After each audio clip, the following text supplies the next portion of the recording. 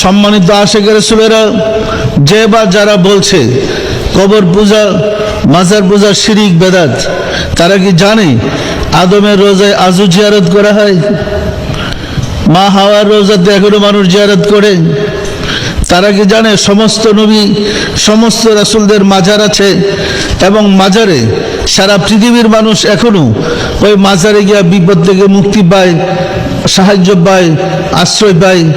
সম্মানিত আশিক রাসূলেরা, রাসূলের যত সাহাবায়ে কেরাম ছিলেন প্রত্যেকেরই মাজার আছে এবং পৃথিবীতে যত ওলি আল্লাহ আসছেন প্রত্যেক ওলি আল্লাহর মাজার আছে। আছে না নাই?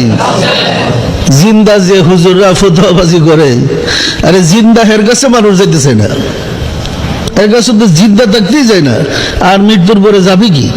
তার তো দিবার কিছু নাই, ভিক্ষা ছাড়া সে আর কিছু জানে না। এরা আসছে মানুষকে লুইটা খাইতে, ইমান বরবাদ করতে। আজকে আমি আপনাদেরকে অসংখ্য নবী রাসূলদের রওজা শরীফের ছবি দেখাইছি, এর মধ্যে একজন হুজুরের ছবি মাজারের ছবি দেখাইতে পারে নাই। সারা দুনিয়ায় খুঁজা দেখলাম ইন্টারনেটে, কোন হুজুরের মাজারের ছবি নাই। কেউ আছে? যা ছবি পেলাম আদমের ছবি পর্যন্ত বের করে ফেলাইছি। আদমের রওজা শরীফের মাজার শরীফের ছবি পাইছি, হাওয়ার মাজার শরীফের ছবি পাইছি এবং হাবিল কাবিলের মাজারের ছবি পাইছি, কিন্তু কোনো হুজুরের মাজারের ছবি পাইলাম না, কারণ হেদের ভাগ্যে মাজারই নেই। মাজার শব্দের অর্থ জিয়ারতের জায়গা, জিয়ারতের শব্দের অর্থ হলো সাক্ষাতের জায়গা, মাজার অর্থ জিয়ারতের স্থান। এরা মরলে তো কেউ জিয়ারত করতে চায় না। কিন্তু নবী রাসূল ওলি আল্লাহ গাছতলায়ও যদি থাকে, মৃত্যুর পরে মানুষ দলে দলে গিয়ে জিয়ারত করে, করে না করে না? এবং জিয়ারত করে উপকার পায়, মানত করে উপকার পায়, কঠিন বিপদ দূর হয়। আর জিন্দা হুজুরদের কাছে গিয়ে মানত করলে কোনো খবর নাই। লোহা দিয়া লোহা গসলে সারা জীবন লাভ হবে না। লোহাকে পরশ পাথরের টাচে নিলে স্বর্ণ হয়। সত্য না মিথ্যা বলেন তো? এত লোহাই, এত আর কিছু দিবার নাই। সম্মানিত আশিক রাসূলেরা, কবর পূজা মাজার পূজা সম্বন্ধে যে বিভ্রান্তিকর তথ্য দেওয়া হচ্ছে, এরা কারা?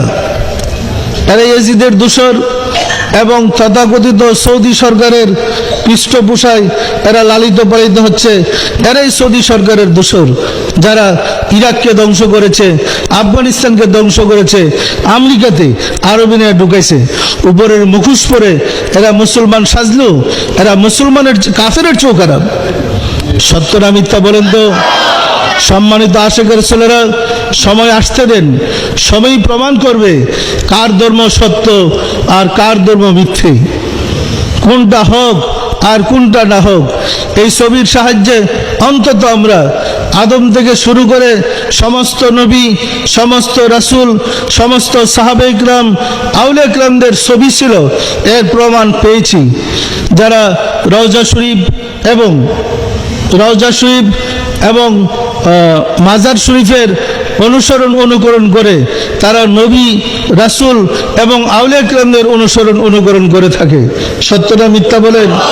নবী রাসূল আউলিয়া কেরামদের অনুকরণের বাহিরে বিপদগামী হয়ে যারা চলে, কেবল তারাই বিপদগামী বলছে কবর পূজা মাজার পূজা শিরিক বেদাত, মিলাদ শিরিক বেদাত।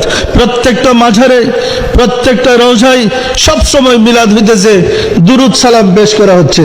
আমি কি আপনাদেরকে কিছুটা ধারণা দিতে পেরেছি? আপনারা কি খুশি হয়েছেন? আপনারা কি পরিষ্কার দেখতে পেয়েছেন? এই ছবিগুলা কিন্তু আমাদেরকে অনেক ভুল সংশোধন করে দেবে।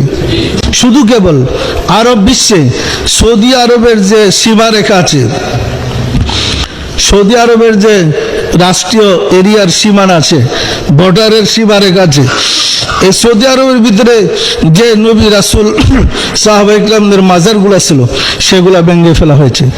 ইরাকের একটা তো ভাঙতে পারে নাই, ইরানের একটা তো ভাঙতে পারে নাই, ফিলিস্তিনের কাউরে ভাঙতে পারে নাই, তুরস্কের একটা মাজার ভাঙতে পারে নাই, আপনার সিরিয়ার জর্ডান কোনো মাজার ভাঙতে পারে নাই।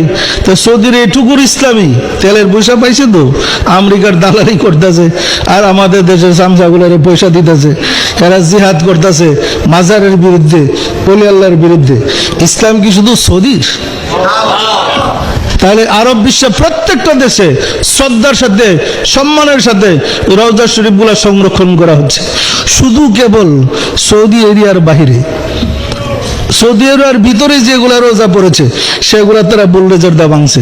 ইরাকের একটা ভাঙ গেল না, তুরস্কের একটা ভেঙে ফেলুন, ইরানের গুলা ভাঙেন, তাহলে মিশরের গুলা ভাঙেন। তাহলে আরব বিশ্বের সব দেশে রাসূলের, নবীদের, সাহাবা একরামদের এবং আউলিয়া একরামদের রওজা শরীফ আছে, আছে না নাই?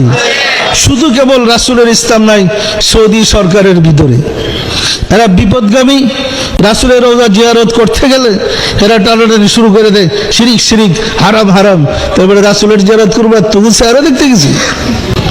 মানুষ হজ করতে যায় রাসূলের জিয়ারতের জন্য না এদেরকে দেখতে যায়? এটা মুসলমানই না এরা। সুতরাং সতর্ক হওয়ার সময় এসেছে।